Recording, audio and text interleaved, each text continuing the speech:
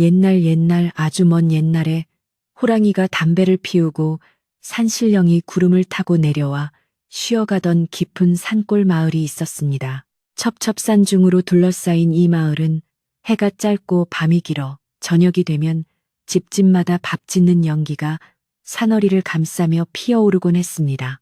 마을 어귀에는 수백 년 묵은 커다란 느티나무가 한 그루 서 있었는데 그 나뭇가지가 어찌나 넓고 무성한지 마을 전체를 지켜주는 수호신처럼 보였습니다. 사람들은 이 나무 아래 모여 땀을 식히기도 하고 마을의 대소사를 논의하며 평화롭게 살아가고 있었습니다. 바람이 불면 나뭇잎들이 서로 부대끼며 사각거리는 소리가 마치 옛 이야기를 속삭이는 듯했고 계절이 바뀔 때마다 산은 울긋불긋한 옷을 갈아입으며 마을 사람들에게 자연의 이치를 말없이 가르쳐주던 그런 평화롭고 고요한 시절의 이야기입니다. 이 평화로운 마을의 가장 안쪽 대나무 숲이 뒤를 감싸고 있는 외딴 집에는 갓 시집 온 며느리 연화가 살고 있었는데 그녀는 누구보다 부지런하고 마음씨 고운 여인이었습니다.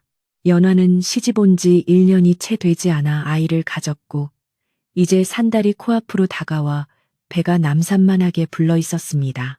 무거운 몸을 이끌고도 그녀는 아침 일찍 일어나 마당을 쓸고 차가운 우물물을 길어 올리며 집안일을 도맡아 했습니다.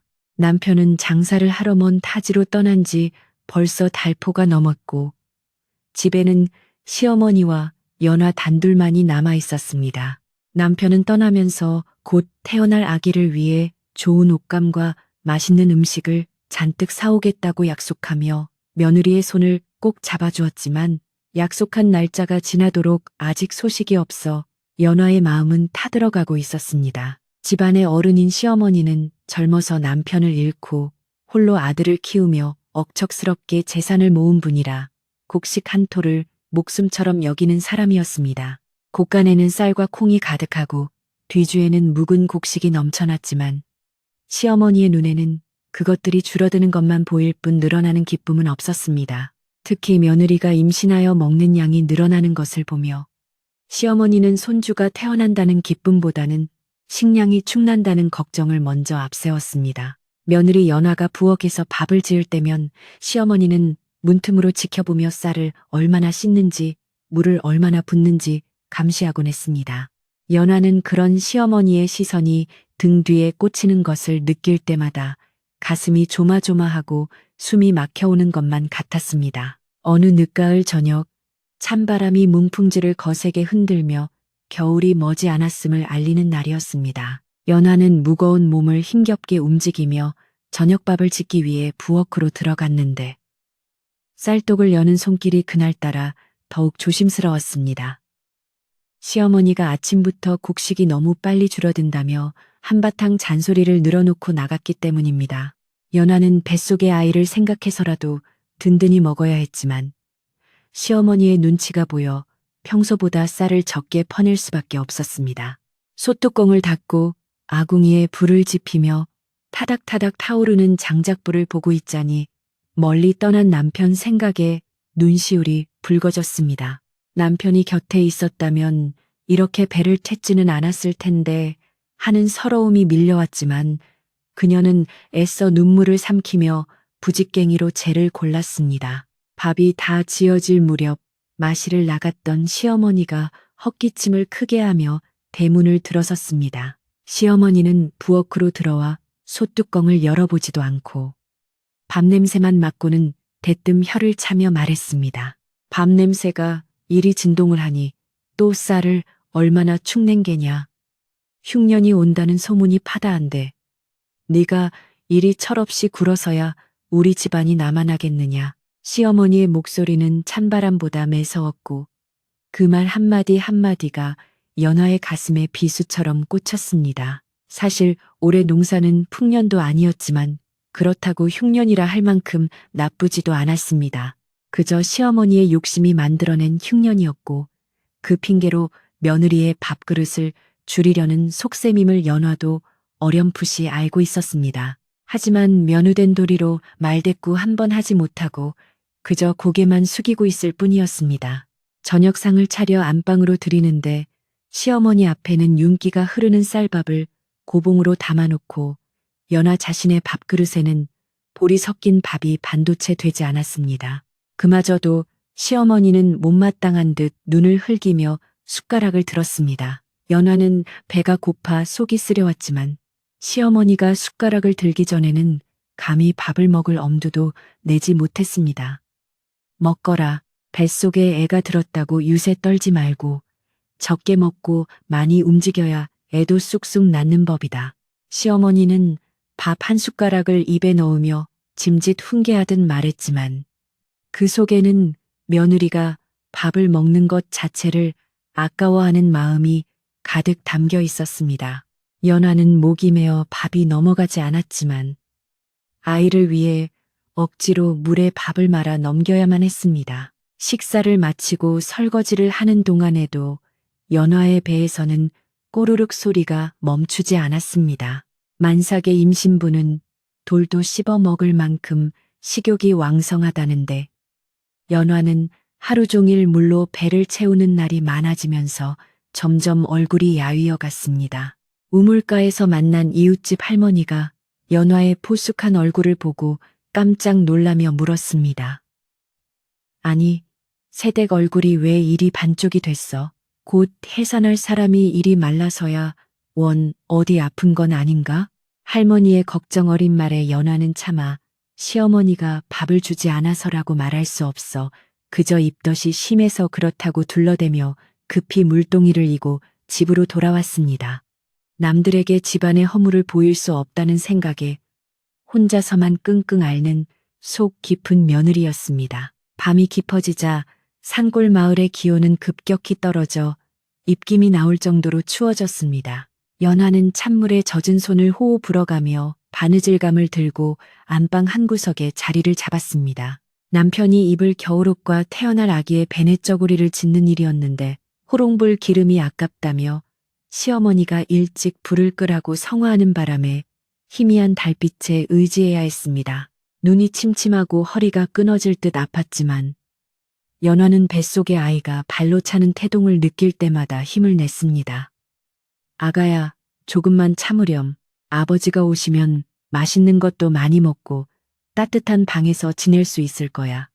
연화는 뱃속의 아기에게 속삭이며 배고픔과 추위를 달랬습니다. 다음 날 아침 서리가 하얗게 내려앉은 마당을 보며 연화는 또다시 고단한 하루를 시작했습니다. 시어머니는 아침부터 곳간 열쇠를 허리춤에 차고 다니며 이것저것 트집을 잡기 시작했습니다. 마당에 빗자루질 자국이 왜 이리 희미하냐. 힘을 써서 팍팍 쓸지 못하고 밥만 축내니 힘이 없지. 시어머니의 잔소리는 끝이 없었고 연화는 무거운 몸을 이끌고 장독대를 닫고 콩을 고르며 쉴 새 없이 움직였습니다. 시어머니는 며느리가 잠시라도 허리를 펴고 쉬는 꼴을 보지 못했습니다. 마을 사람들은 연화가 시집와서 고생만 한다고 수군거렸지만 콧대 높은 시어머니가 무서워 누구 하나 나서서 도와주는 사람이 없었습니다. 그저 담장 너머로 안쓰러운 눈길만 보낼 뿐이었습니다. 점심때가 되어 배고픔이 극에 달한 연화는 부엌에서 몰래 누룽지라도 긁어먹으려 했습니다. 가마솥 바닥에 눌어붙은 누룽지를 조심스럽게 긁어내는데 그 고소한 냄새가 어찌나 코를 자극하는지 침이 꼴깍 넘어갔습니다. 손을 떨며 누룽지 한 조각을 입에 넣으려는 순간 방문이 벌컥 열리며 시어머니가 들이닥쳤습니다. 이런 앙큼한 것, 내가 없을 때 몰래 훔쳐 먹으려고 작정을 했구나. 시어머니는 연화의 손에 들린 누룽지를 낚아채며 고래고래 소리를 질렀습니다. 연화는 너무 놀라 바닥에 주저앉으며 용서를 빌었지만 시어머니의 분노는 쉽게 가라앉지 않았습니다. 네가 이러니 곶간이 남아나질 않지. 도둑 고양이처럼 몰래 먹는 버릇을 고쳐야겠다. 시어머니는 그 길로 부엌문을 잠가버리고 점심밥도 주지 않았습니다. 연화는 억울하고 서러워 눈물을 흘렸지만 뱃속의 아이가 놀랄까봐 소리내어 울지도 못했습니다. 마당 한 구석에 쪼그리고 앉아 하늘만 바라보는데 무심한 하늘에는 까마귀 몇 마리만 까악까악 울며 지나갈 뿐이었습니다. 서방님, 어찌하여 이리 늦으십니까? 제가 배고픈 건 참을 수 있어도 아기가 배고픈 건 어찌합니까? 연하의 마음속에는 남편에 대한 그리움과 원망이 뒤섞여 소용돌이쳤습니다. 바람은 점점 거세지고 낙엽들이 마당을 뒹굴며 스산한 소리를 냈습니다. 집안에는 온기가 사라지고 냉랭한 기운만이 감돌았습니다. 오후가 되자 시어머니는 며느리에게 산에 가서 택감을 해오라고 시켰습니다. 만삭의 몸으로 산을 오르는 것은 위험천만한 일이었지만 시어머니의 명을 거역할 수 없어 연하는 지게를 지고 집을 나섰습니다. 산길은 가파르고 미끄러웠으며 떨어진 낙엽 밑에는 날카로운 돌들이 숨어 있어 자칫하면 넘어질 뻔했습니다. 연화는 숨이 턱끝까지 차오르고 다리가 후들거렸지만 이를 악물고 나무를 주워 담았습니다. 산새들이 지저귀는 소리가 들려왔지만 연화의 귀에는 그 소리조차 처량하게 들렸습니다. 산중턱에 앉아 잠시 숨을 고르는데 발밑으로 다람쥐 한 마리가 도토리를 물고 지나가는 것이 보였습니다. 짐승도 제 새끼 먹일 것을 저리 챙기는데 사람인 시어머니는 어찌 이리 매정한가 싶어 한숨이 절로 나왔습니다. 해질녘이 되어지게 가득 나무를 싣고 내려오는 연화의 모습은 위태로워 보였습니다. 마을 어귀에서 만난 동네 아주머니가 혀를 차며 지게를 들어주려 했지만 시어머니가 알면 난리가 날 것이 뻔해 정중히 사양했습니다. 아이고, 저 어린 것이 무슨 죄가 있어서 저 고생을 할꼬. 시어머니 독한 건 알아줘야 해. 아주머니의 혼잣말이 바람결에 실려왔지만 연화는 못 들은 척 발걸음을 재촉했습니다. 집에 도착하자마자 시어머니는 나무가 젖었느니 말랐느니 하며 또 트집을 잡았고 연화는 아무 말 없이 아궁이에 불을 지폈습니다. 따뜻한 불길이 타오르자 얼었던 몸이 조금 녹았지만 마음속의 응어리는 녹지 않고 그대로 남아 있었습니다. 저녁이 되자 시어머니는 더욱 기가 막힌 행동을 했습니다. 며느리의 밥그릇에 밥을 담는 척하다가 도로 덜어내며 오늘 일도 별로 안 했는데 밥을 많이 먹으면 살만 찐다라고 말하는 것이었습니다. 연화의 밥그릇에는 밥알을 셀 수 있을 정도로 적은 양의 밥만 담겨 있었습니다. 연화는 기가 차서 말문이 막혔지만 배가 고파 그마저도 감지덕지하며 먹어야 했습니다. 밥을 먹는 둥 마는 둥 하고 숟가락을 놓자 시어머니는 기다렸다는 듯이 상을 치우며 내일은 더 일찍 일어나서 메주를 쏘어야 하니 일찍 자거라 하고는 안방으로 쏙 들어가 버렸습니다. 연화는 부엌에 홀로 남아 식은 숭늉을 들이키며 줄인 배를 채웠습니다. 밤이 깊어지자 산짐승들의 울음소리가 들려오기 시작했습니다. 연화는 무서움과 외로움에 몸을 떨며 이불 속으로 파고들었습니다. 잠이 오지 않아 뒤척이는데 문득 남편이 떠날 때 주고 간 옷가락지가 생각났습니다. 남편은 힘들 때마다 이걸 보며 자기를 기다려달라고 했습니다. 연화는 품속에서 옷가락지를 꺼내어 달빛에 비추어 보았습니다. 영롱한 초록빛이 마음을 차분하게 해주었지만 동시에 사무치는 그리움을 불러일으켰습니다. 서방님, 오늘 밤은 유난히 춥고 배가 고픕니다. 부디 무사히 돌아오세요. 연화는 옷가락지를 가슴에 품고 눈물을 흘리다가 지쳐서 잠이 들었습니다. 꿈속에서는 남편이 따뜻한 밥상을 차려주는 꿈을 꾸었지만 깨어보면 차가운 냉방이 그녀를 기다리고 있을 뿐이었습니다. 다음 날은 날씨가 더욱 대섰습니다. 하늘에는 먹구름이 잔뜩 끼어 있고 금방이라도 눈이 내릴 듯한 날씨였습니다. 연화는 아침 일찍 일어나 메주콩을 삶기 위해 가마솥에 물을 붓고 불을 지폈습니다. 콩 삶는 구수한 냄새가 온 집안에 퍼지자 허기가 더욱 심해졌습니다. 잘 삶아진 콩을 절구에 부숴야 하는데 힘이 없어 절구공이를 들기도 버거웠습니다. 시어머니는 옆에서 지켜서서 힘을 더 줘라.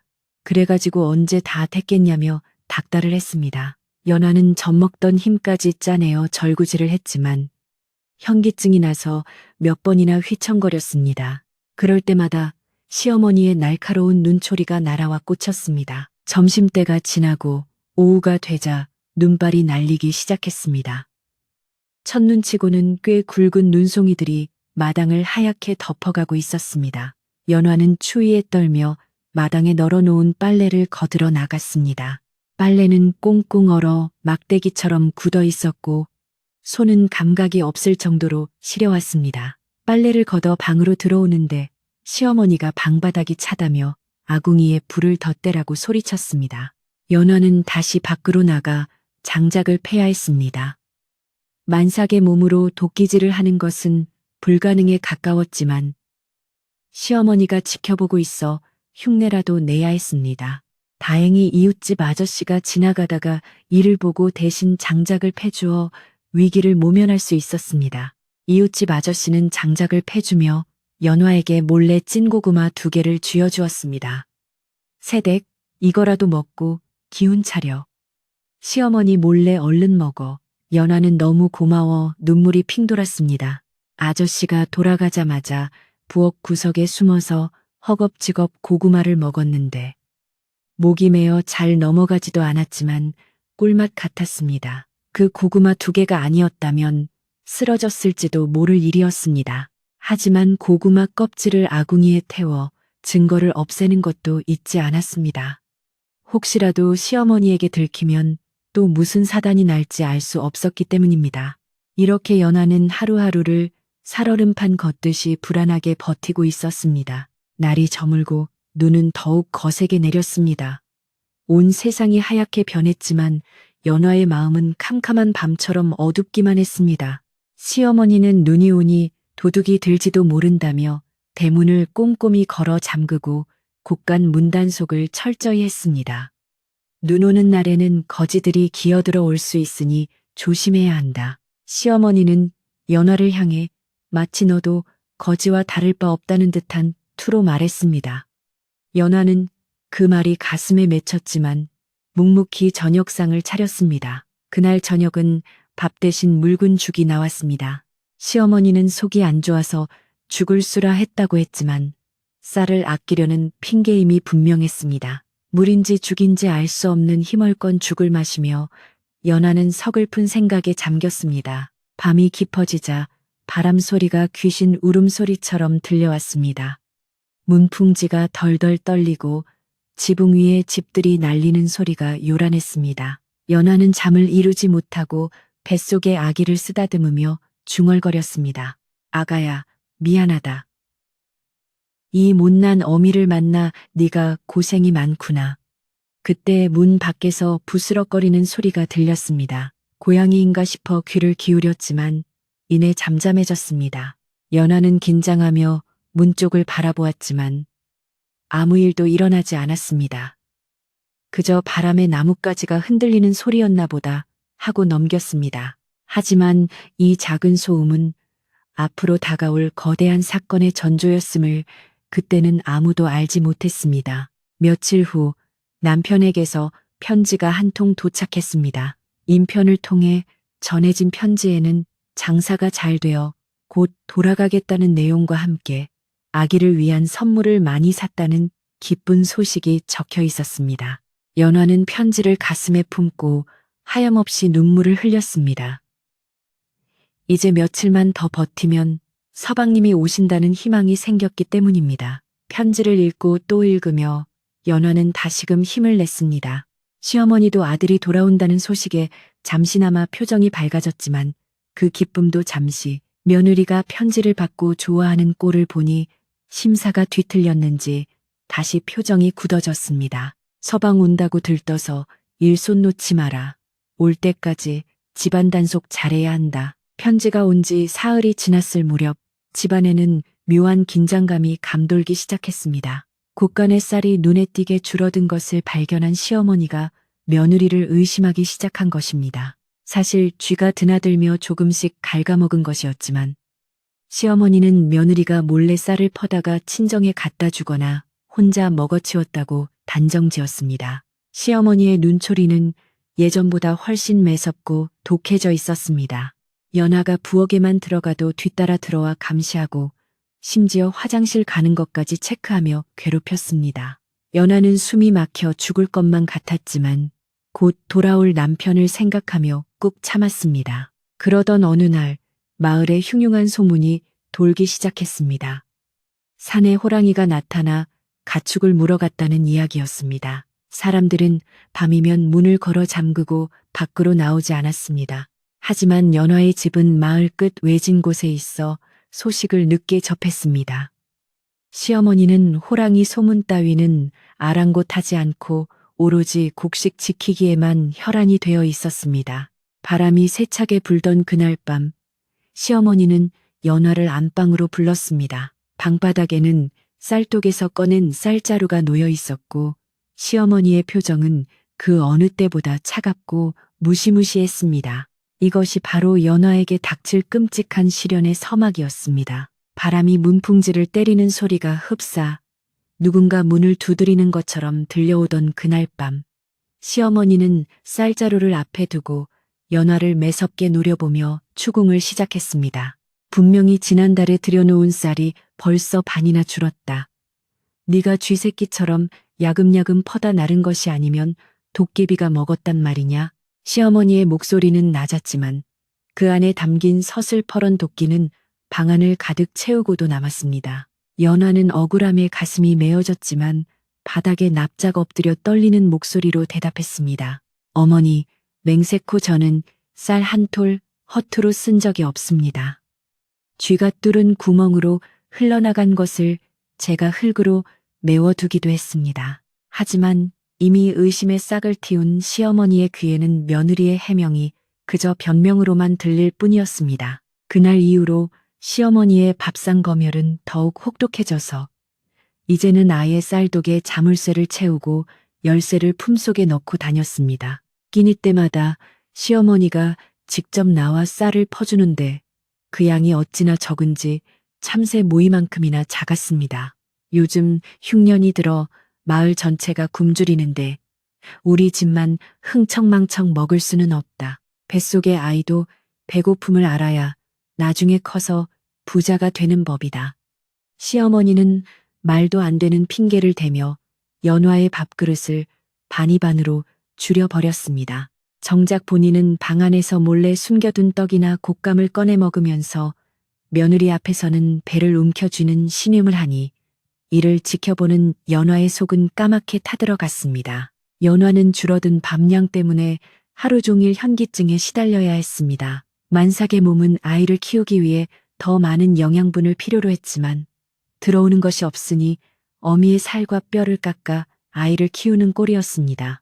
아침에 일어나려 하면 눈앞이 핑 돌며 하늘이 노랗게 변했고 걸음을 옮길 때마다 다리가 후들거려 벽을 짚어야만 했습니다.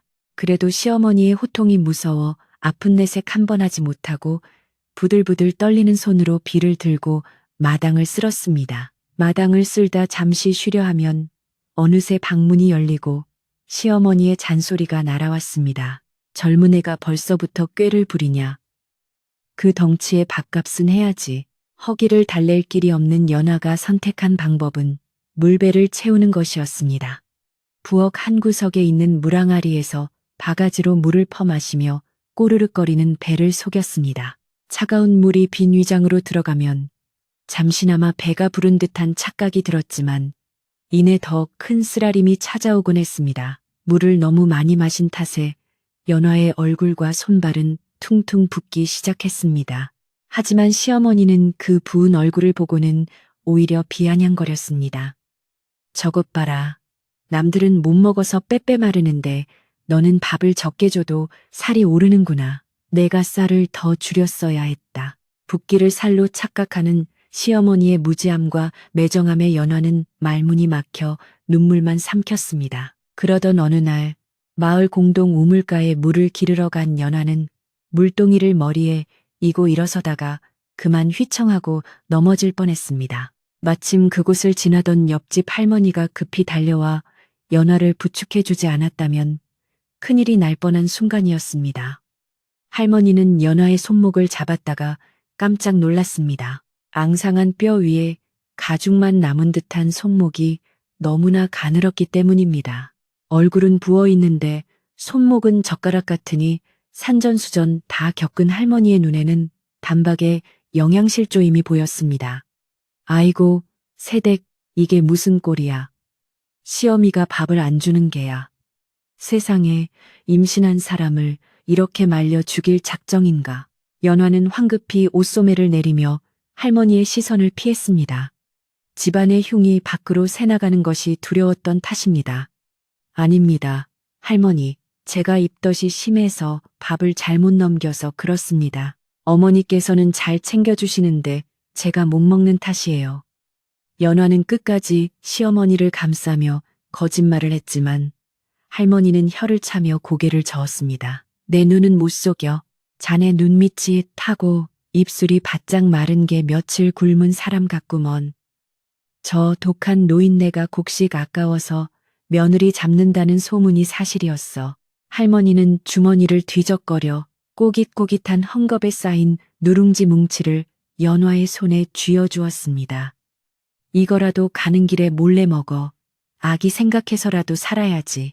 연화는 할머니의 따뜻한 정에 목이 메어 감사합니다라는 말조차 제대로 하지 못하고 고개만 숙여 인사를 했습니다. 집으로 돌아오는 길, 대나무 숲 뒤편에 숨어서 허겁지겁 누룽지를 씹어 삼켰습니다.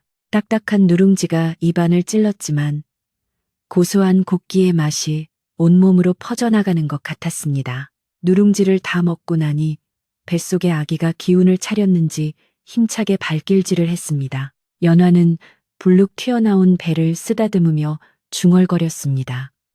아가야, 미안하다. 이웃집 할머니 덕분에 오늘은 네가 배고프지 않겠구나. 아버지가 오실 때까지만 우리 조금만 더 버티자. 한편 우물가에서 연화를 만났던 할머니는 끓어오르는 분을 참지 못하고 그날 오후 연화네 집을 찾아갔습니다.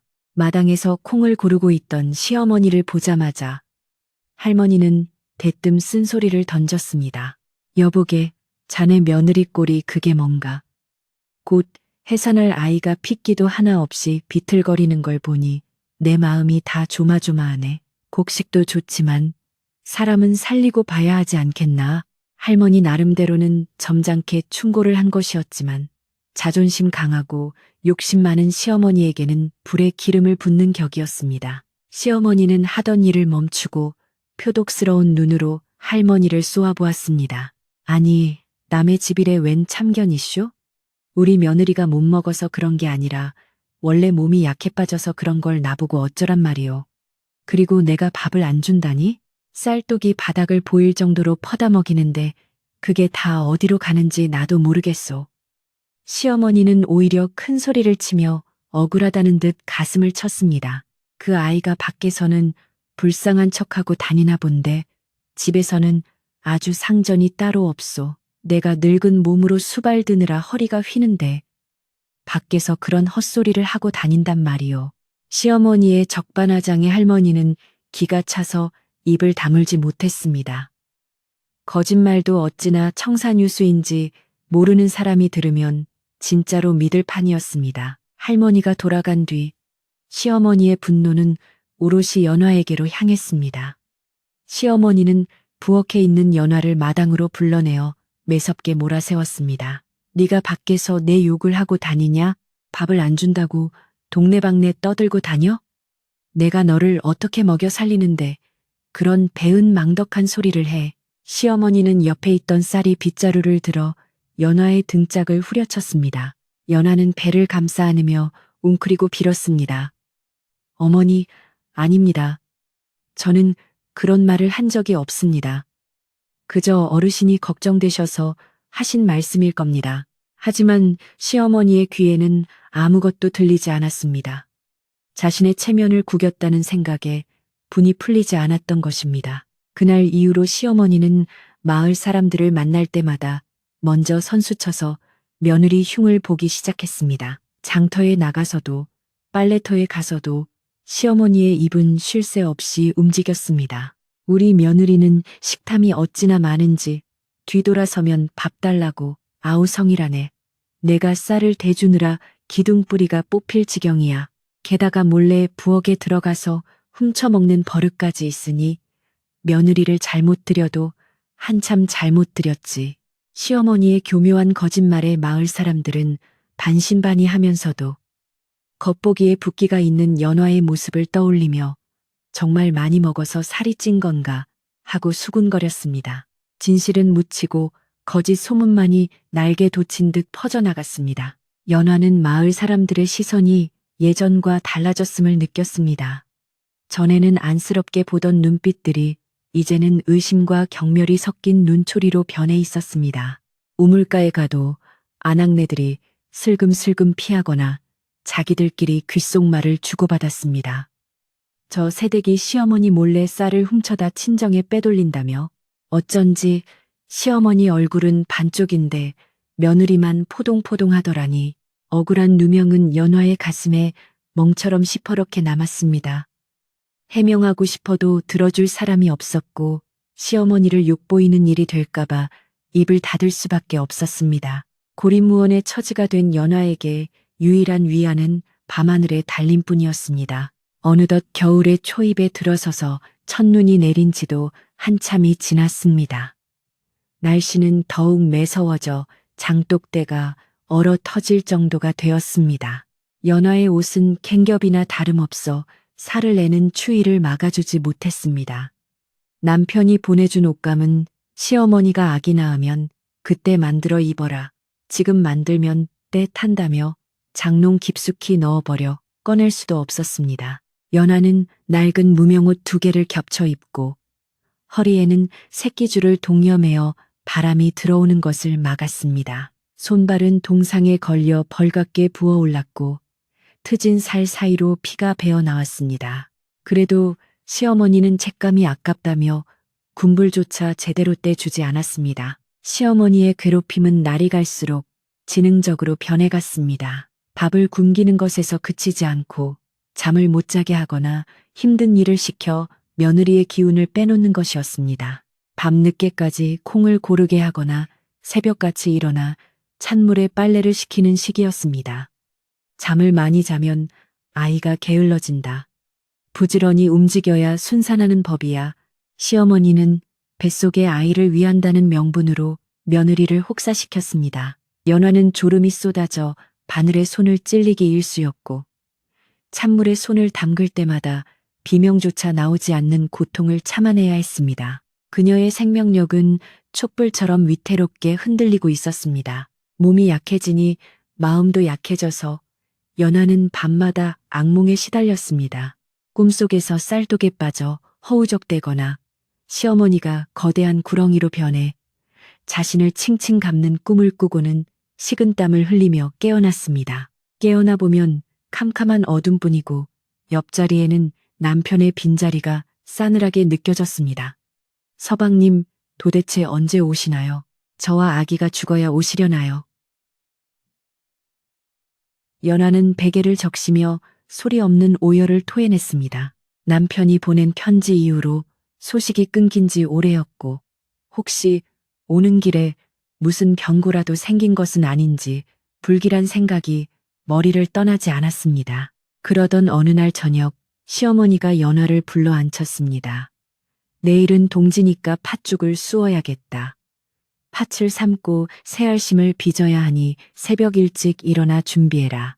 팥죽이라는 말에 연화의 눈이 반짝였습니다. 팥죽이라도 배불리 먹을 수 있을까 하는 일말의 기대감 때문이었습니다. 하지만 시어머니의 다음 말이 그 기대를 산산조각 냈습니다. 너는 팥죽 먹으면 젖이 마른다고 하니 그냥 숭늉이나 마셔라. 귀한 팥죽은 마을 어르신들께 돌릴 거다. 시어머니는 며느리에게 일만 시키고 먹을 것은 주지 않겠다는 심보를 노골적으로 드러냈습니다. 연화는 허탈감에 몸에 힘이 쭉 빠졌지만 네 하고 대답할 수밖에 없었습니다. 다음 날 새벽, 연화는 무거운 몸을 이끌고 부엌으로 나가 팥을 삶았습니다. 붉은 팥물이 보글보글 끓어오르며 달콤하고 구수한 냄새를 풍기자 참을 수 없는 식욕이 솟구쳤습니다. 연화는 국자로 팥물을 저으며 꿀꺽 침을 삼켰습니다. 한 숟가락만 먹으면 안 될까? 맛만 보는 건데 괜찮지 않을까? 유혹이 강렬했지만 시어머니가 파달수를 세워놓았을지도 모른다는 생각에 꾹 참았습니다. 새알심을 빚는 손길이 떨려왔습니다. 하얀 찹쌀 반죽이 마치 아기의 볼처럼 보드라웠습니다. 연화는 반죽을 떼어내며 몰래 조금 떼어 입에 넣고 싶었지만 방문 틈으로 시어머니의 눈길이 느껴져 그만두었습니다. 팥죽이 완성되자 시어머니는 큰 그릇에 팥죽을 담아 동네방네 돌리기 시작했습니다. 우리 며느리가 솜씨가 없어서 맛이 어떨지 모르겠네. 많이들 드시고 애군을 막으시오. 시어머니는 인심 좋은 시어머니 흉내를 내며 칭송을 받았습니다. 마을 사람들은 팥죽을 얻어먹으며 시어머니의 덕을 칭찬했고 며느리에 대한 나쁜 소문은 기정사실이 되어갔습니다.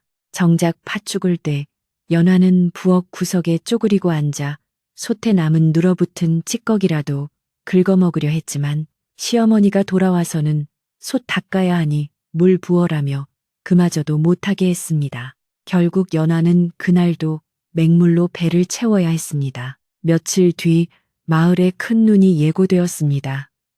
하늘이 낮게 내려앉고 공기가 무겁게 가라앉은 것이 심상치 않았습니다. 시어머니는 아침부터 분주하게 움직이며 집안 단속을 했습니다. 그러다가 곳간 문이 살짝 열려 있는 것을 발견했습니다. 시어머니의 얼굴이 사색이 되어 곳간으로 뛰어 들어갔습니다. 아니, 이게 뭐야? 쌀자루가 터져 있잖아. 시어머니의 비명소리가 마당을 울렸습니다. 연화가 놀라서 뛰어가 보니 쌀자루 한쪽 귀퉁이가 터져 쌀이 바닥에 흩뿌려져 있었습니다. 사실은 쥐가 갉아놓은 것이 분명했지만 시어머니는 연화를 보자마자 눈에 불을 켰습니다. 이 도둑년, 기어 이 일을 저질렀구나. 내가 팥죽 안 줬다고 앙심을 품고 쌀자루를 찢어발겼어? 네가 그러고도 사람이나. 시어머니는 연화의 머리채를 잡고 흔들었습니다. 연화는 아닙니다. 어머니, 제가 그런 게 아니에요. 쥐가 그런 겁니다. 하고 울부짖었지만 소용없었습니다. 시어머니는 이미 이성을 잃은 상태였습니다. 쥐, 이 집구석의 쥐는 너 하나뿐이다. 내 눈을 속이려 들어? 오늘 내 버릇을 단단히 고쳐주마. 시어머니는 마당에 있는 밧줄을 가져오라고 소리쳤습니다. 연화는 공포에 질려 뒷걸음질 쳤지만 도망갈 곳은 없었습니다. 시어머니는 연화를 끌고 마당 한가운데 있는 느티나무 아래로 갔습니다. 겨울바람이 칼날처럼 살을 파고드는데 시어머니는 며느리의 겉옷마저 벗기려 했습니다. 추운 맛을 봐야 정신을 차리지. 네가 훔쳐먹은 쌀이 뱃속에서 소화가 다 될 때까지 어디 한번 묶여 있어 봐라. 시어머니는 만삭인 며느리를 거친 밧줄로 나무 기둥에 묶기 시작했습니다. 연화는 살려달라고 애원했지만 시어머니의 귀는 닫혀 있었습니다. 어머니, 잘못했습니다. 제발 아기만은 살려주세요. 이러다 아기가 잘못됩니다. 연화의 애원에도 시어머니는 매듭을 꽉 조이며 차갑게 뱉었습니다. 걱정 마라. 그깟 추위로 안 죽는다. 내 죄를 뉘우칠 때까지 꼼짝 말고 있어. 날은 점점 어두워지고 눈발이 흩날리기 시작했습니다. 느티나무에 묶인 연화는 덜덜 떨며 울다 지쳐 고개를 떨구었습니다.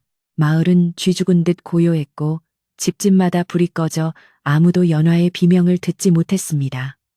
시어머니는 방문을 굳게 걸어 잠그고 불을 끈 채 잠자리에 들었습니다. 마치 아무 일도 없었다는 듯이. 하지만 이것은 단순한 벌이 아니었습니다. 며느리와 뱃속의 아이를 죽음으로 내모는 잔인한 행위였습니다. 바람은 더욱 거세지고 눈은 폭설로 변해 연화의 몸을 덮어가고 있었습니다. 절망적인 상황 속에서 연화의 의식은 점차 흐려져 갔고 멀리서 산짐승의 울음소리가 들려오기 시작했습니다. 그것은 죽음의 사자가 부르는 소리처럼 들렸습니다. 밤은 깊어 삼경에 이르렀고 억수같이 쏟아지던 눈발은 더욱 거세져 천지를 하얗게 뒤덮고 있었습니다. 느티나무에 묶인 연화의 몸은 이미 감각을 잃어가고 있었으며 살을 내는 듯한 칼바람이 불어올 때마다 가냘픈 신음조차 내뱉지 못할 지경이었습니다. 얇은 무명옷 위로 눈이 쌓여 마치 눈사람처럼 변해가고 있었지만 집안의 시어머니는 코를 고는 소리가 문 밖까지 들릴 정도로 깊은 잠에 빠져 있었습니다. 연화는 흐릿해지는 의식 속에서도 뱃속의 아기를 지키기 위해 필사적으로 배를 감싸 안으려 했지만 밧줄에 묶인 팔은 꼼짝도 하지 않았습니다. 그저 마음속으로 아가야, 제발 살아다오.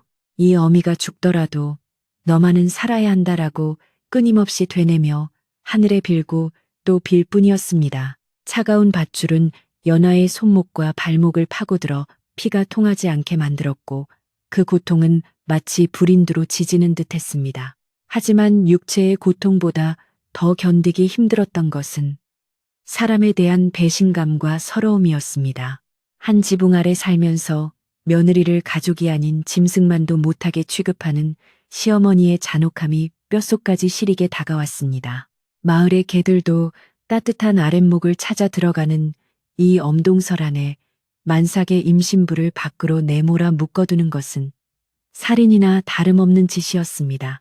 연하의 눈에서 흐른 눈물은 볼을 타고 내려오다가 이내 얼음으로 변해 얼굴에 달라붙었고 입술은 파랗게 질려 더 이상 떨리지도 않았습니다. 그때 멀리서 산짐승들의 울음소리가 바람을 타고 들려왔습니다. 굶주린 늑대들의 하울링 소리가 계곡을 울리자 연화의 등골이 오싹해졌습니다. 눈 내리는 밤은 산짐승들이 먹이를 찾아 마을 근처까지 내려오는 위험한 시간이었고 묶여있는 연화는 그들에게 더할 나위 없이 좋은 사냥감이었습니다. 공포가 엄습해오자 연화는 본능적으로 몸을 비틀어 밧줄을 풀어보려 했지만 꽁꽁 언 매듭은 더욱 단단히 조여들 뿐이었습니다. 이대로 짐승의 밥이 되는 것인가? 서방님 얼굴 한번 못 보고 이렇게 비참하게 가는구나. 연화는 절망감에 고개를 떨구고 다가올 죽음을 기다리며 숨을 죽였습니다. 어둠 속에서 무언가 바스락거리는 소리가 들리기 시작했습니다. 바람 소리와는 다른 눈을 밟는 묵직한 발자국 소리였습니다. 뽀드득 뽀드득 소리는 점점 가까워졌고 연화는 심장이 맺힐 것 같은 공포를 느꼈습니다. 고개를 들어 앞을 보니 어둠 속에서 푸르스름한 안광 두 개가 번뜩이며 자신을 향해 다가오고 있었습니다. 그것은 거대한 그림자를 들이우며 천천히, 아주 천천히 느티나무 아래로 접근했습니다. 연화는 비명을 지르려 했지만 목이 얼어붙어 쉰 소리만 새어나왔습니다. 이제 정말 끝이구나 생각하며 눈을 질끈 감았을 때 코끝으로 짐승의 비릿하면서도 따뜻한 냄새가 훅 끼쳐왔습니다. 연화가 조심스럽게 눈을 뜨자 바로 코앞에 집채만한 호랑이가 앉아 있었습니다. 하지만 자세히 보니 다 큰 성체는 아니고 덩치는 크지만 아직 앳된 티가 나는 아기 호랑이였습니다. 호랑이의 털은 눈을 맞아 하얗게 빛나고 있었고 굵은 꼬리는 바닥을 탁탁 치며 눈가루를 날리고 있었습니다. 호랑이는 연화를 잡아먹으려는 듯 덤벼들지 않고 고개를 갸웃거리며 호기심 어린 눈으로 쳐다보았습니다. 그 눈빛은 맹수의 잔인함보다는 마치 잃어버린 어미를 찾는 아이처럼 순수하고 깊어 보였습니다. 연화는 호랑이의 눈을 마주하며 기이하게도 공포가 조금씩 사라지는 것을 느꼈습니다. 호랑이는 연화의 주위를 한 바퀴 빙 돌더니 묶여있는 밧줄 냄새를 킁킁 맡았습니다. 그러고는 연화의 얼어붙은 발치에 털썩 주저앉았습니다. 호랑이의 두툼한 털과 체온이 연화의 다리에 전해지자 얼음장 같았던 몸에 미세한 온기가 돌기 시작했습니다. 연화는 믿을 수 없는 광경에 넋을 잃었습니다. 산중의 왕이라 불리는 호랑이가 자신을 해치지 않고 오히려 난로처럼 곁을 내어주고 있는 것이었습니다. 이것은 산신령님이 보호하심이 분명하다고 생각했습니다. 호랑이는 그르렁거리는 소리를 내며 연화의 다리에 머리를 비비기도 했는데 그 모습이 마치 집에서 키우는 고양이처럼 다정하게 느껴졌습니다. 그때 호랑이가 입에 물고 있던 무언가를 바닥에 툭 떨어뜨렸습니다. 눈 위에 떨어진 것은 산에서 나는 산머루와 다람쥐가 숨겨놓았을 법한 밤 그리고 도토리들이었습니다. 호랑이는 앞발로 그것들을 연화 쪽으로 슥 밀어주었습니다.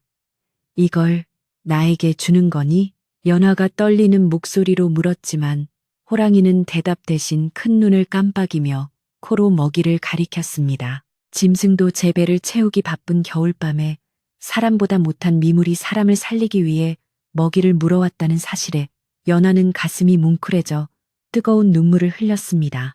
시어머니는 밥을 굶기고 내쫓았는데 호랑이는 먹을 것을 주며 지켜주니 그 처지가 너무나 대조적이었습니다. 연화는 묶인 손을 억지로 비틀어 바닥에 떨어진 산머루 한 송이를 집어들었습니다. 손가락이 굳어 잘 움직이지 않았지만 호랑이가 지켜보는 앞에서 정성을 무시할 수 없었습니다.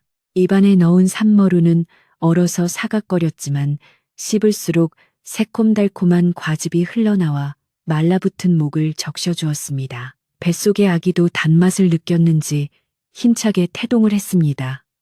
아기가 움직인다. 살아있어. 연화는 안도감에 휩싸여 밤과 도토리도 주워 주머니에 넣었습니다. 호랑이는 연화가 먹는 모습을 흐뭇하게 지켜보다가 다시 연화의 발등 위에 턱을 괴고 엎드렸습니다. 호랑이의 체온 덕분에 다리의 감각이 조금씩 돌아오자 연화는 긴장이 풀리며 쏟아지는 졸음을 참기 힘들었습니다. 하지만 여기서 잠들면 영영 깨어나지 못할 수도 있다는 생각에 허벅지를 꼬집으며 정신을 차렸습니다. 호랑이는 그런 연화의 마음을 아는지 연화가 고개를 떨굴 때마다 크앙하고 작게 짖어 깨우거나 거친 혀로 손등을 핥아주었습니다. 까칠한 혀의 감촉이 정신을 번쩍 들게 했습니다. 호랑이는 단순한 짐승이 아니라 하늘이 보낸 수호신임이 틀림없었습니다. 연화는 호랑이의 털에 얼굴을 묻고 고맙다, 정말 고맙다라고 속삭였습니다. 밤이 더욱 깊어지자 바람은 잦아들었지만 기온은 더 떨어져 나무들이 추위에 못 이겨 쩍쩍 갈라지는 소리를 냈습니다. 마을 어귀에서 다시 늑대 무리의 울음소리가 가깝게 들려왔습니다. 이번에는 한두 마리가 아닌 듯 소리가 요란했습니다. 호랑이는 귀를 쫑긋 세우더니 자리에서 벌떡 일어났습니다. 그리고 어둠을 향해 낮고 굵은 목소리로 으르렁거리며 경고를 보냈습니다. 그 소리는 산을 울릴 만큼 위험이 있어 멀리서 들리던 늑대들의 울음소리가 뚝 그쳤습니다. 아기 호랑이인 줄만 알았는데 역시 산군의 핏줄은 속일 수 없는 모양이었습니다. 호랑이가 버티고 서 있는 한 어떤 잡기나 짐승도 연화를 넘볼 수 없을 것 같았습니다. 호랑이는 다시 연화 곁으로 돌아와 이번에는 등 뒤로 돌아가 앉았습니다. 차가운 느티나무 기둥과 연화의 등 사이에 자신의 몸을 끼워 넣어 등이 시리지 않게 해주려는 기특한 행동이었습니다. 호랑이의 심장 박동 소리가 등 뒤에서 쿵쿵 느껴지자 연화는 알 수 없는 평온함을 느꼈습니다. 남편의 품속보다 더 따뜻하고 든든하게 느껴지는 이 짐승의 온기가 연화의 얼어붙은 마음까지 녹여주었습니다. 네가 서방님 대신 왔구나. 우리 아기 살리려고 멀리서 왔구나. 연화는 호랑이에게 말을 걸며 외로움을 달랬습니다. 호랑이는 대답하듯 꼬리로 연화의 허리를 감싸 안았습니다. 시간이 얼마나 흘렀을까? 하늘의 별들이 하나둘 자취를 감추고 동쪽 하늘이 푸르스름하게 밝아오기 시작했습니다. 새벽의 냉기는 여전히 매서웠지만 밤새 호랑이와 체온을 나눈 덕분에 연화는 동사하지 않고 버틸 수 있었습니다. 호랑이는 날이 밝아오는 것을 감지하고 자리에서 일어났습니다. 그리고는 연화를 향해 아쉬운 듯 머리를 한 번 비비고는 밤새 자신이 앉아있던 자리를 앞발로 툭툭 쳐서 정리했습니다. 그 자리에는 호랑이의 털이 수북이 빠져 있어 마치 따뜻한 담요를 깔아놓은 것 같았습니다. 떠나려는 호랑이를 보며 연화는 간절한 눈빛을 보냈습니다. 가지 마라. 아니, 어서 가거라. 사람들이 보면 너를 해칠지도 모른다. 연화는 호랑이가 걱정되어 떠나보내려 하면서도 헤어짐이 아쉬워 눈물을 글썽였습니다. 호랑이는 뒤돌아서서 연화를 한참 동안 응시했습니다. 그 눈빛은 이제 곧 사람들이 올 것이다. 조금만 더 견뎌라라고 말하는 듯 했습니다. 호랑이는 가볍게 몸을 날려 담장을 훌쩍 뛰어넘더니 대나무 숲 속으로 유유히 사라졌습니다. 호랑이가 사라진 자리에는 눈 위에 선명한 발자국과 아직 온기가 남아있는 산머루 껍질들이 흩어져 있었습니다.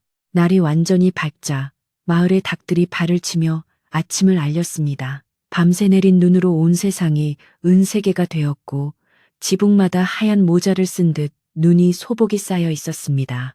연화는 호랑이가 떠난 후 다시 밀려오는 추위에 몸을 떨었지만 밤새 겪은 신비한 일 때문에 정신만은 맑았습니다. 그녀는 호랑이가 남겨준 도토리와 밤을 치마폭 깊숙이 숨겼습니다. 이것들은 단순한 먹이가 아니라 생명의 증표였기 때문입니다.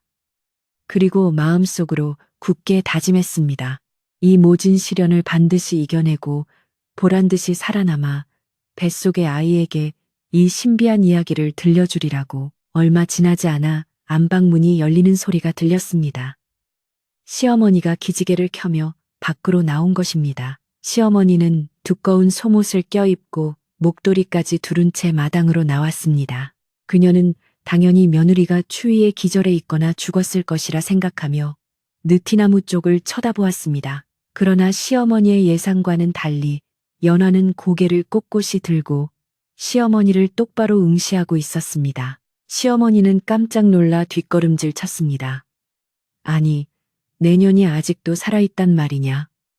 이 독한 것, 귀신이 씌었나? 시어머니는 믿을 수 없다는 듯 연화에게 다가왔습니다. 며느리의 얼굴은 창백했지만 눈빛만은 형형하게 살아있었고 밤새 눈을 맞았음에도 불구하고 주변에 눈이 녹아있는 것이 이상했습니다. 어떻게 이 추위에 멀쩡할 수가 있어? 품속에 화로라도 숨겨둔 게냐? 시어머니가 연화의 몸을 뒤지려 할 때 그녀의 눈에 바닥에 떨어진 짐승의 털과 발자국이 들어왔습니다. 이게 무슨 자국이야? 개 발자국치고는 너무 큰데. 시어머니는 의아해하며 고개를 갸웃거렸습니다. 그때 대문 밖에서 웅성거리는 소리가 들려왔습니다. 부지런한 마을 사람들이 눈을 치우러 나왔다가 연안의 집마당에 이상한 낌새를 눈치챈 것입니다. 이보게, 저기 좀 보라고. 연안의 집마당에 웬 호랑이 발자국이 있어. 이웃집 아저씨의 외침에 사람들이 하나둘 모여들기 시작했습니다. 담장 너머로 고개를 내민 사람들은 느티나무에 묶인 연화의 처참한 모습과 그 주변을 에워싼 거대한 짐승의 발자국을 보고 경악을 금치 못했습니다. 세상에, 시어머니가 만삭인 며느리를 나무에 묶어놨어. 저 발자국 좀 봐. 밤새 호랑이가 다녀간 모양인데 며느리를 해치지 않고 그냥 갔나 봐. 사람들의 수군거림은 순식간에 커다란 웅성거림으로 변해갔습니다. 시어머니는 당황하여 사람들을 쫓아내려 했지만 이미 늦은 뒤였습니다. 마을의 촌장 어른과 건장한 청년들이 대문을 박차고 들어왔습니다. 그들은 마당에 찍힌 선명한 호랑이 발자국과 연화의 발치에 놓인 산머루 껍질을 보고 단번에 상황을 파악했습니다. 이것은 하늘이 도운 게야. 짐승도 감동하여 며느리를 살렸는데 사람이 되어서 어찌 이리 모질 수가 있나. 촌장 어른의 호통에 시어머니는 얼굴이 불그락푸르락해져서 변명을 늘어놓으려 했지만 입이 얼어붙은 듯 말이 나오지 않았습니다. 사람들은 서둘러 연화의 밧줄을 풀어주었습니다. 밧줄이 풀리자 연화는 힘없이 쓰러졌지만 이웃집 아주머니들이 달려들어 그녀를 부축했습니다. 아이고, 몸이 얼음장 같네. 어서 방으로 모시게. 사람들은 연화를 따뜻한 아랫목으로 옮기고 손발을 주물러 주었습니다. 시어머니는 마당에 홀로 남아 사람들의 따가운 눈총을 받아내야 했습니다. 그녀는 쥐구멍이라도 찾고 싶은 심정이었지만 동시에 며느리가 호랑이의 도움을 받았다는 사실에 등골이 오싹해짐을 느꼈습니다. 호랑이가 며느리를 살렸다고? 그럼 내가 산신의 노여움을 산 것이란 말인가? 그때였습니다. 마을 입구 쪽에서 꽹과리 소리와 함께 왁자지껄한 소리가 들려왔습니다. 장사 나갔던 김서방이 돌아왔다. 김서방이 큰돈을 벌어 돌아왔어. 사람들의 외침 소리가 마당 안까지 울려 퍼졌습니다. 연화의 남편이 드디어 돌아온 것입니다. 그것도 혼자가 아니라 등짐 가득 물건을 싣고 금이 환영한 것입니다. 남편의 귀환 소식에 시어머니는 반색을 하며 대문으로 달려나갔지만 마을 사람들의 표정은 묘하게 굳어 있었습니다. 이제 곧 모든 진실이 남편 앞에 낱낱이 밝혀질 순간이 다가오고 있었기 때문입니다. 남편은 대문을 들어서자마자 웅성거리는 사람들과 굳은 표정의 어머니, 그리고 보이지 않는 아내의 모습에 불길함을 감지했습니다. 어머니, 다녀왔습니다. 헌데 집안 꼴이 왜 이러합니까? 연하는 어디 있습니까? 남편의 질문에 시어머니는 꿀먹은 벙어리가 되어 눈동자만 굴렸습니다. 그때 방 안에서 이웃집 아주머니의 다급한 목소리가 들렸습니다. 김서방, 자네 색시가 죽다 살아났네. 어서 이리로 와보게.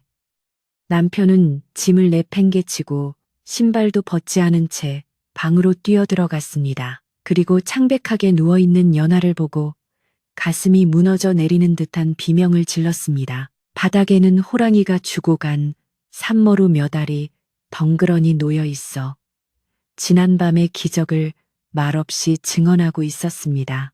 남편은 아내의 손을 잡고 오열했고 그 모습을 지켜보던 마을 사람들도 눈시울을 붉혔습니다. 마당의 눈 위에는 호랑이 발자국이 집을 향해 들어왔다가 나간 흔적이 뚜렷했고 그 곁에는 시어머니의 작은 발자국이 초라하게 남아 있었습니다.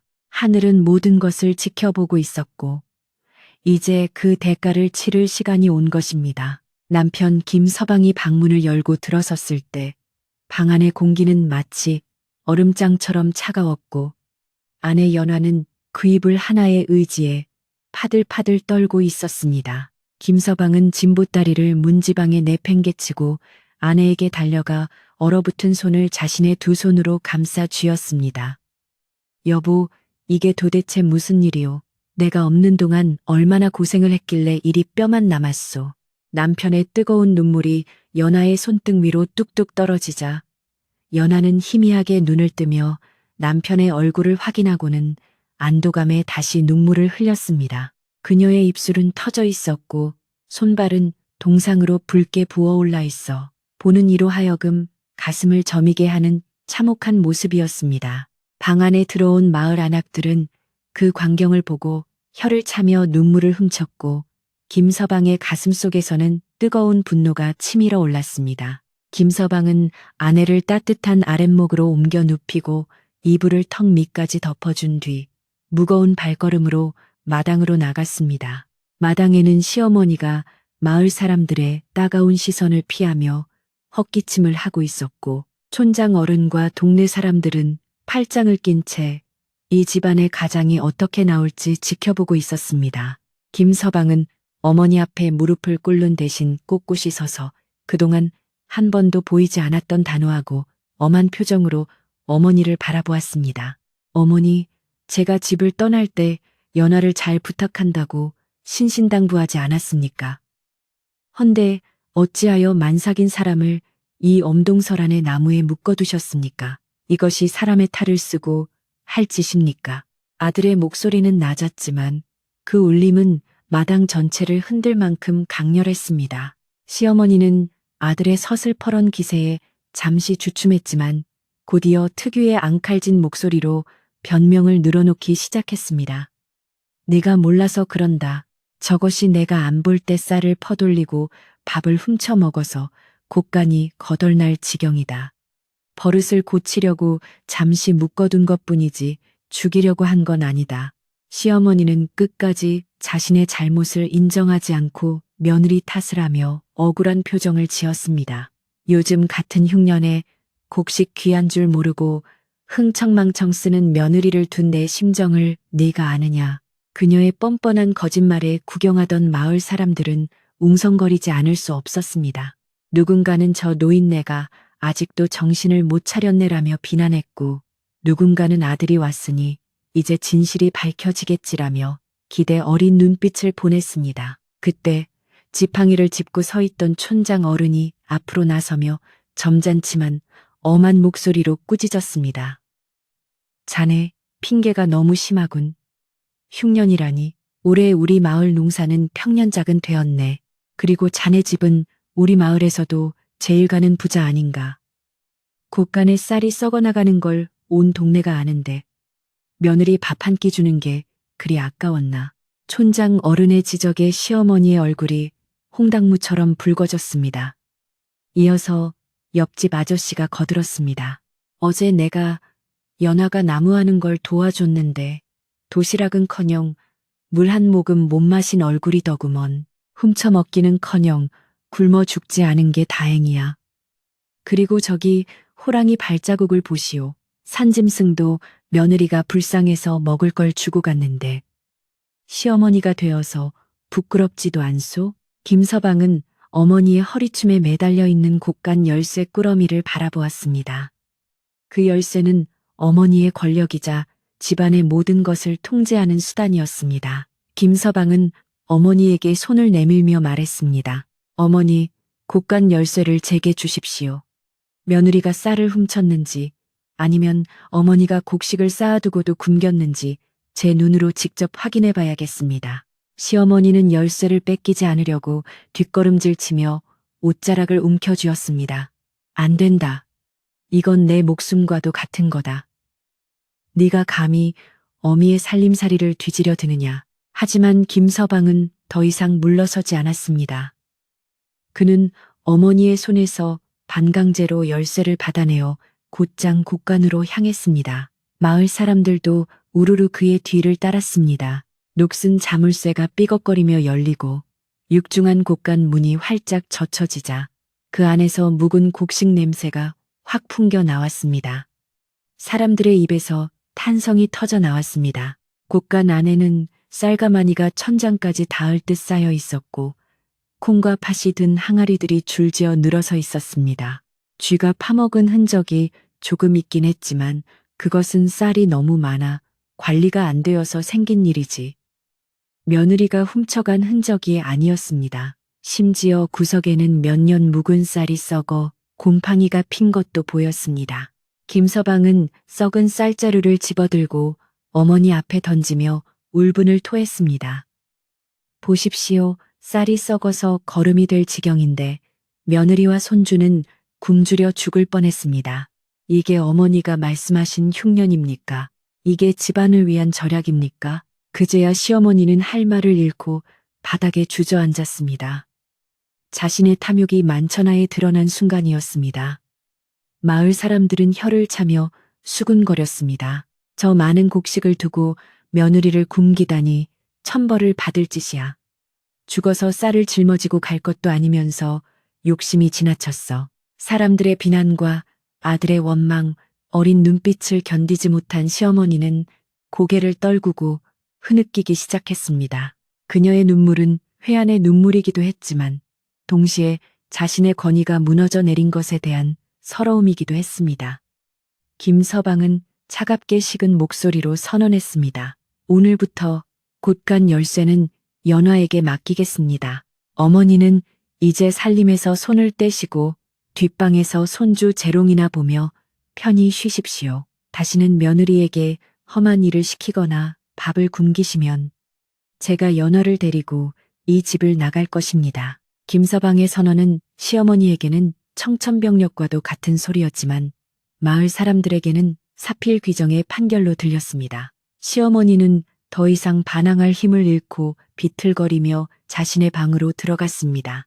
닫힌 방문 너머로 늙은이의 억울함 섞인 통곡 소리가 들려왔지만 아무도 그 소리에 귀를 기울이지 않았습니다. 대신 사람들은 김서방의 등을 두드리며 격려했습니다. 자네가 참으로 잘했네. 이제야 집안 꼴이 바로잡히겠어. 촌장 어른은 흐뭇한 미소를 지으며 고개를 끄덕였습니다. 이제 집안의 질서는 다시 세워졌고 잘못된 것은 제자리를 찾아가기 시작했습니다. 김서방은 곡간 문을 활짝 열어두고 마을 사람들에게 말했습니다. 그동안 심려를 끼쳐드려 죄송합니다. 오늘 저녁은 제가 가져온 고기와 곡식으로 마을 잔치를 벌일 테니 모두 드시고 가십시오. 김서방이 가져온 진보다리가 풀리자 마당에는 활기가 돌기 시작했습니다. 그가 가져온 물건들은 실로 대단했습니다. 윤기가 흐르는 쇠고기 두어 근, 바다 냄새가 물씬 나는 건어물, 아이를 위한 비단 옷감, 그리고 아내를 위한 따뜻한 소목과 털신이 쏟아져 나왔습니다. 마을 안악들은 부엌으로 들어가 팔을 걷어붙이고 음식을 장만하기 시작했습니다. 오랫동안 냉기만 감돌던 부엌 아궁이에는 활활 타오르는 장작불이 지펴졌고 굴뚝에서는 모락모락 흰 연기가 피어올랐습니다. 솥뚜껑 위에서는 기름진 고기가 지글지글 익어가고 큰 가마솥에서는 셉쌀밥이 구수한 냄새를 풍기며 뜸이 들고 있었습니다. 이야, 냄새 한번 좋다. 연화네 집에서 밥 냄새 나는 게 얼마만인가. 연화는 따뜻한 방 안에서 웅성거리는 사람들의 소리와 맛있는 음식 냄새를 맡으며 정신을 차렸습니다. 몸은 여전히 쑤시고 아팠지만 마음만은 봄눈 녹듯 편안해졌습니다. 이웃집 할머니가 방문을 열고 들어와 갓 지은 밥과 쇠고기 뭇국을 상에 차려주었습니다. 세댁, 어서 일어나서 이거 좀 들어봐. 서방이 사온 고기로 끓인 국이야. 국물이 아주 진국일세. 연화는 몸을 일으켜 앉아 숟가락을 들었습니다. 하얀 쌀밥에서 올라오는 김이 얼굴을 따뜻하게 감쌌습니다. 국물 한 모금을 넘기자 얼어붙었던 오장육부가 스르르 녹아내리는 기분이었습니다. 밥알이 목구멍을 넘어갈 때마다 살아있다는 실감이 났고 뱃속의 아기도 기쁜 듯 꿀렁거렸습니다. 김서방은 부엌과 마당을 오가며 마을 사람들을 대접하느라 분주했지만 틈틈이 방으로 들어와 아내의 상태를 살폈습니다. 밥그릇을 비워가는 아내의 모습을 보며 그는 가슴 한구석이 찡해옴을 느꼈습니다. 천천히 먹어, 채알라. 더 먹고 싶으면 얼마든지 있으니 걱정 말고. 남편의 다정한 말에 연화는 목이 메어 숟가락을 멈추고 남편을 바라보았습니다. 서방님, 정말 꿈만 같아요. 어제까지만 해도 죽는 줄 알았는데 호랑이가 도와주고 서방님이 오시고 이제 살았습니다. 남편은 아내의 손을 꼭 잡으며 말했습니다. 그 호랑이는 아마도 돌아가신 아버님이 보내신 것일 게다. 우리 집안의 대를 이을 며느리와 손주를 지키라고 말이다. 마당에서는 마을 잔치가 한창이었습니다. 사람들은 멍석을 깔고 앉아 김서방이 내온 술과 고기를 나누며 이야기꽃을 피웠습니다. 시어머니의 흉을 보던 사람들도 이제는 넉넉한 인심의 마음이 풀려 앞으로 태어날 아기의 복을 빌어주었습니다. 이 집 아기는 범상치 않은 인물이 될 거야. 호랑이의 기운을 받고 태어났으니 장군감이 틀림없어. 마을 사람들의 덕담 소리가 담장을 넘어 멀리 산속까지 퍼져나갔습니다. 차가운 바람이 불어왔지만 사람들의 열기와 훈훈한 정 때문에 마당은 따뜻했습니다. 시어머니가 있는 뒷방은 불이 꺼진 채 조용했지만 가끔 문틈으로 밖을 내다보는 기척이 느껴졌습니다. 그녀도 이제는 깨달았을 것입니다. 곡식보다 더 중요한 것은 사람의 정이라는 것을. 해질녘이 되자 마을 사람들은 하나둘 집으로 돌아갔습니다. 배부르게 먹고 양손에는 떡과 고기를 조금씩 나눠들고 돌아가는 사람들의 뒷모습은 여유로워 보였습니다. 김서방은 대문까지 나가 사람들을 배웅하며 고개를 숙여 감사를 표했습니다.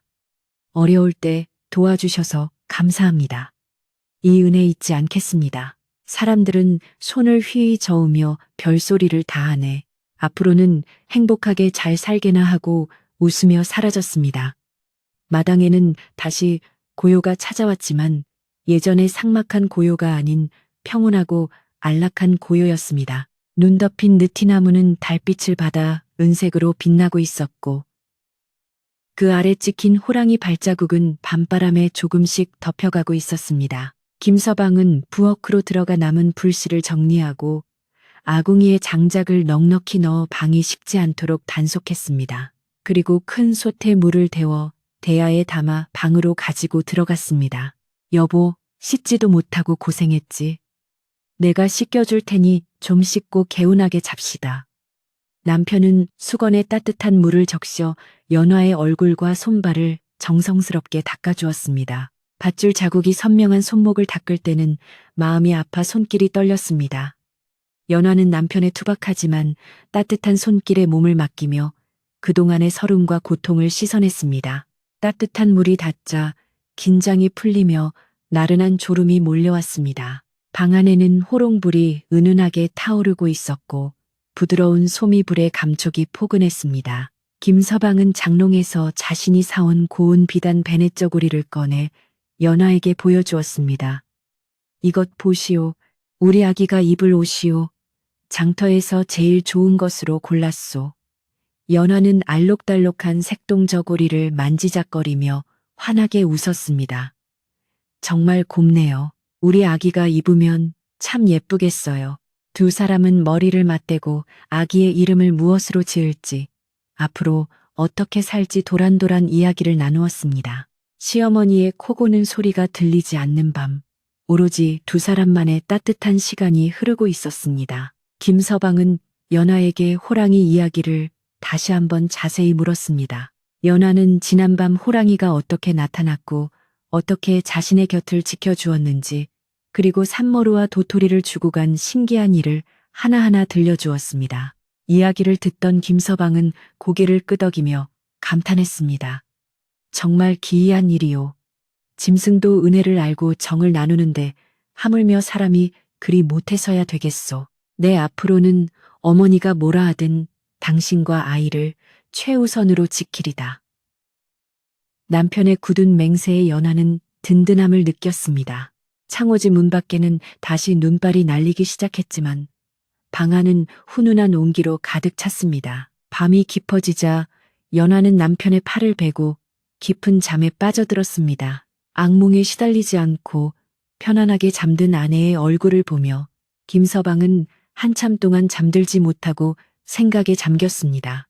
그는 내일날이 밝으면 호랑이가 사라진 대나무 숲 쪽에 고기 한 덩이라도 놓아두어야겠다고 다짐했습니다. 그것이 비록 말 못하는 짐승이라 할지라도 아내와 아이를 살려준 생명의 은인에 대한 예의라고 생각했기 때문입니다.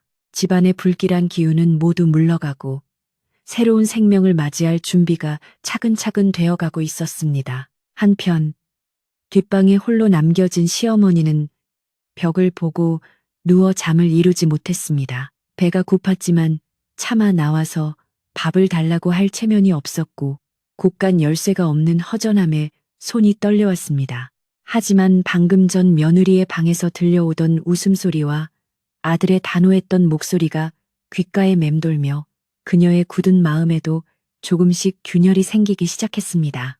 자신이 평생 모아온 곡식보다 며느리가 품고 있는 뱃속의 핏줄이 더 귀할 수도 있다는 생각이 아주 미약하게나마 고개를 들었습니다. 호랑이가 다녀갔다는 공포와 아들의 분노가 그녀를 강제로 멈춰 세운 것입니다. 그렇게 폭풍우 같았던 하루가 지나고 마을과 집은 다시 평화로운 침묵 속으로 잠겨들었습니다.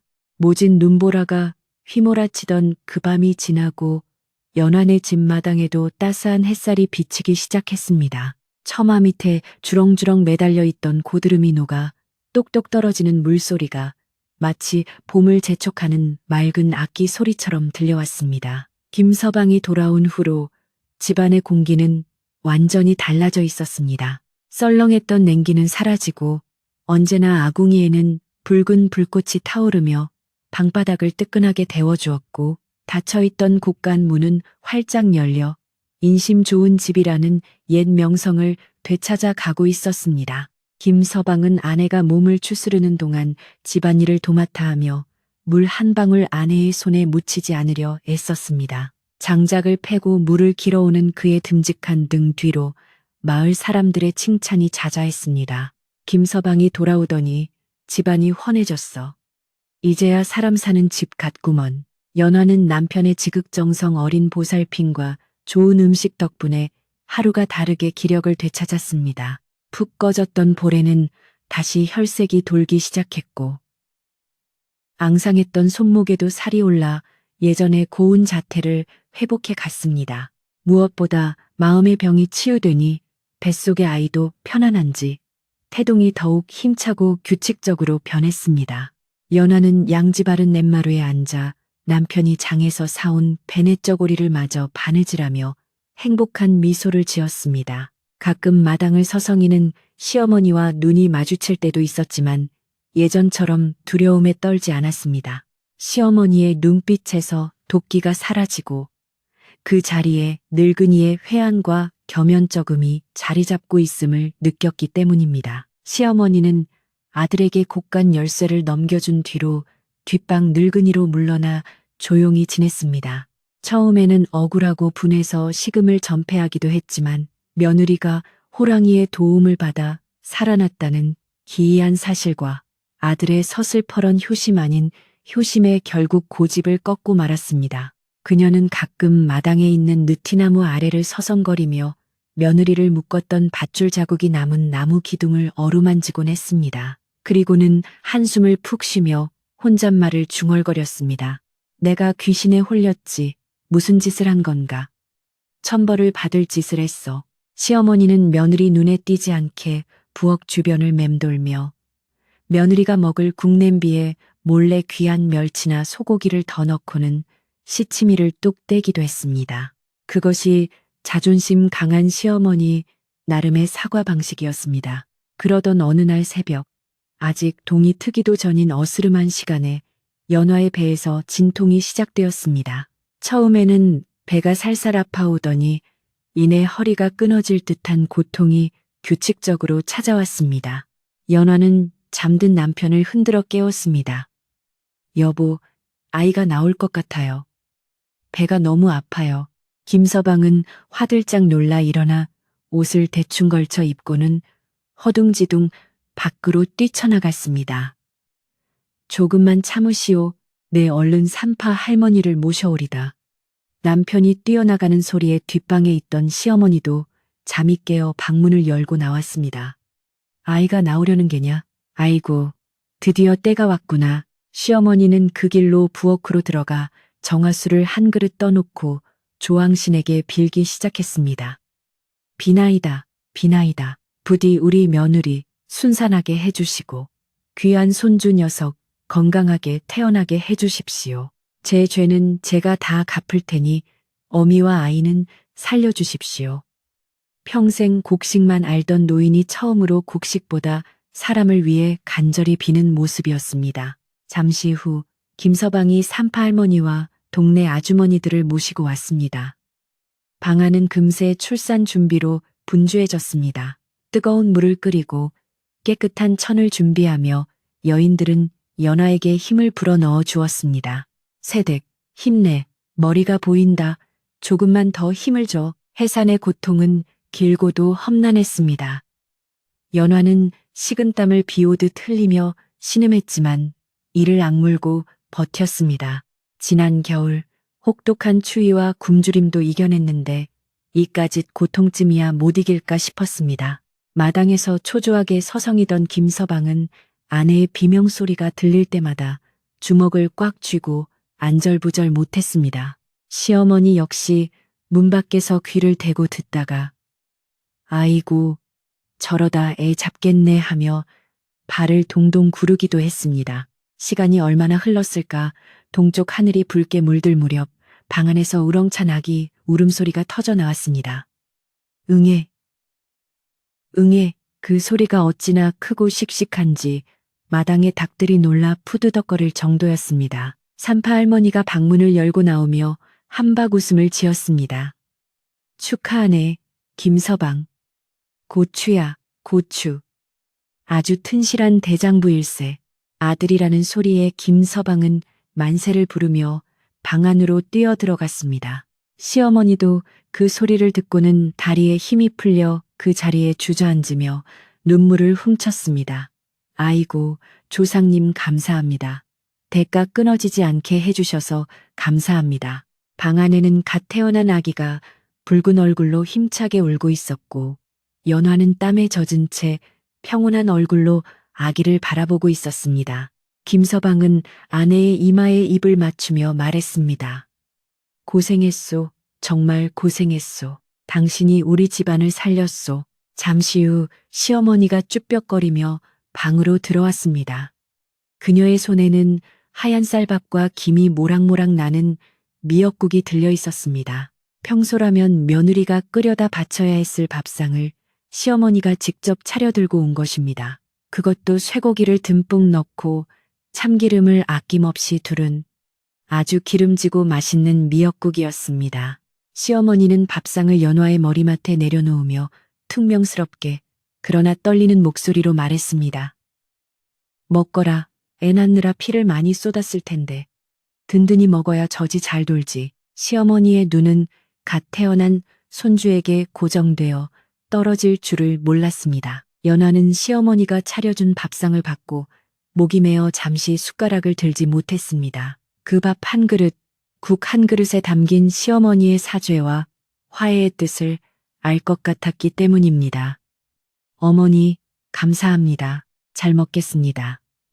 연화가 국을 한 숟가락 뜨자 시어머니는 그제야 용기를 내어 아기 곁으로 다가갔습니다. 그리고 조심스럽게 아기의 작은 손을 자신의 거친 손가락으로 건드려 보았습니다. 아기가 반사적으로 할머니의 손가락을 꽉 쥐자 시어머니의 눈에서 참았던 눈물이 왈칵 쏟아졌습니다. 아이고, 내 새끼, 이 할미가 미안하다. 너를 굶겨 죽일 뻔했구나. 못난 할미를 용서해라. 아기의 이름은 마을 어르신들이 모여 범이라고 지어주었습니다. 호랑이가 살려준 아이라는 뜻에서 범호고 자를 쓰자는 의견도 있었지만 순우리 말로 부르기 쉽게 범이라 부르기로 했습니다. 범이는 태어날 때부터 뼈대가 굵고 목청이 좋아 보는 사람마다 장군감이라고 칭찬했습니다. 마을 사람들은 입을 모아 말했습니다. 저 아이는 하늘이 내고 호랑이가 키운 아이야. 보통 인물이 아니지. 연안의 대문에는 숯과 붉은 고추를 끼운 금줄이 쳐졌고 마을 사람들은 그 앞을 지날 때마다 부정을 타지 않도록 조심하며 축복의 말을 남겼습니다. 범이가 태어난 지 사흘째 되던 날, 김서방은 뒷산 대나무 숲으로 향했습니다. 지게에는 갓 잡은 돼지고기 반마리와 시루떡을 싣고 있었습니다. 그는 호랑이가 사라졌던 그 장소에 재물을 차려놓고 큰 절을 올렸습니다. 산구님, 덕분에 제 아내와 아이가 무사히 살았습니다. 이 은혜 평생 잊지 않겠습니다. 부디 이 고기를 드시고 저희 가족을 계속 지켜주십시오. 바람이 대나무 숲을 스치며 쏴아 소리를 냈는데 마치 호랑이가 알았다고 대답하는 듯 했습니다. 다음 날 가보니 고기는 온데간데 없고 그 자리에 커다란 호랑이 발자국만 덩그러니 남아 있었습니다. 겨울이 가고 봄이 오자 연안의 집마당에는 매화꽃이 흐드러지게 피어났습니다. 따뜻한 봄바람과 함께 집안에는 웃음소리가 끊이지 않았습니다. 시어머니는 이제 완전히 딴 사람이 되었습니다. 곡간을 채우는 일보다 범이를 업고 어르는 일에 더 열심이었습니다. 그녀는 범이를 포대기에 업고 마을 마실을 다니는 것을 가장 큰 낙으로 삼았습니다. 이것 좀 보게. 우리 손주 녀석 다리 힘이 얼마나 좋은지 벌써부터 차박질을 하려고 해. 시어머니의 자랑은 끝이 없었고 마을 사람들은 그런 시어머니를 보며 노인네가 손주 사랑에 푹 빠졌구먼 하고 웃어넘겼습니다. 이제 아무도 그녀를 구두쇠라 욕하지 않았습니다. 연하는 몸이 완전히 회복되어 다시 집안 살림을 맡았지만 예전처럼 고된 노동에 시달리지는 않았습니다. 남편이 밭일과 힘든 일을 도맡아 했고 시어머니도 틈틈이 콩을 고르거나 나무를 다듬으며 며느리의 일손을 거들었습니다. 곳간에는 곡식이 넉넉했지만 이제는 그것을 쌓아두기만 하지 않고 이웃과 나누는 데 썼습니다. 떡을 하면 담 너머로 돌리고 농사가 잘 되면 수확물을 나누어 주니 마을 사람들도 연안의 집에 맛있는 것이 생기면 가져다 주며 정을 나누었습니다. 연안의 집은 마을에서 가장 인심 좋고 화목한 집으로 칭송받게 되었습니다. 어느 여름날 저녁, 마당에 멍석을 깔고 온 가족이 둘러앉아 저녁을 먹고 있었습니다. 밥상에는 보리밥에 열무김치 그리고 강된장이 차려져 있었지만 그 어떤 진수성찬보다 꿀맛이었습니다. 범인은 어느새 뒤집기를 하고 배밀이를 하며 마당을 챈챈거리고 기어다녔습니다. 시어머니는 밥을 먹다 말고 손주가 흙을 집어 먹을까봐 쫓아다니느라 바빴습니다. 아이고, 이 녀석아, 그건 지렁이다. 먹으면 안 돼. 시어머니의 다급한 외침에 김서방과 연화는 숟가락을 놓을 정도로 크게 웃었습니다.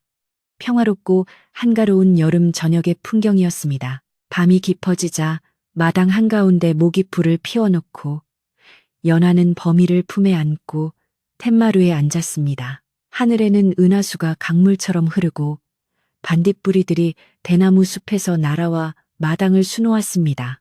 김서방은 아내의 곁에 앉아 부채질을 해주며 곤히 잠든 아기의 얼굴을 들여다보았습니다. 여보, 행복하오. 남편의 물음에 연하는 고개를 끄덕이며 남편의 어깨에 머리를 기대었습니다. 네, 더 바랄 것이 없습니다. 이 모든 게 서방님 덕분이고 또 우리를 지켜준 그 호랑이님 덕분이지요. 시어머니도 방에 들어가려다 말고 문지방에 걸터 앉아 그 모습을 흐뭇하게 바라보았습니다.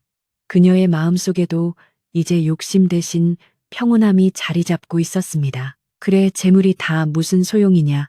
자식들 건강하고 화목하게 사는 게 제일이지. 시어머니는 마음속으로 지난날의 과오를 다시 한번 뉘우치며 남은 생은 가족을 위해 베풀며 살겠노라고 다짐했습니다. 산들바람이 불어와 땀을 식혀주고 풀벌레 소리가 자장가처럼 들려오는 평화로운 밤이었습니다. 연화는 잠든 아기를 토닥이며 나지막한 목소리로 자장가를 부르기 시작했습니다. 자장자장 우리 아가 잘도 잔다 우리 아가 산신령님 점지하고 호랑이가 지켜준 아가 금자동아 은자동아 무럭무럭 자라거라 부모 효도 나라 충성 동네방네 자랑이네.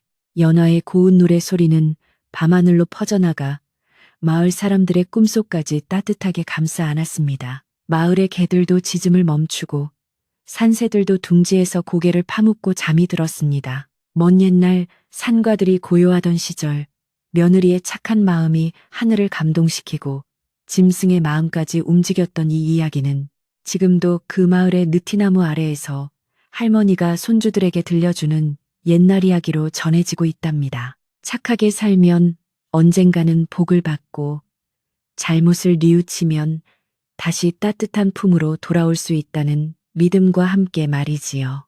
오늘 밤도 착한 마음을 가진 여러분의 꿈속에 호랑이가 찾아와 나쁜 기운을 쫓아내고 복을 주고 가기를 바라며 이야기는 여기서 끝을 맺습니다. 편안한 밤 되세요.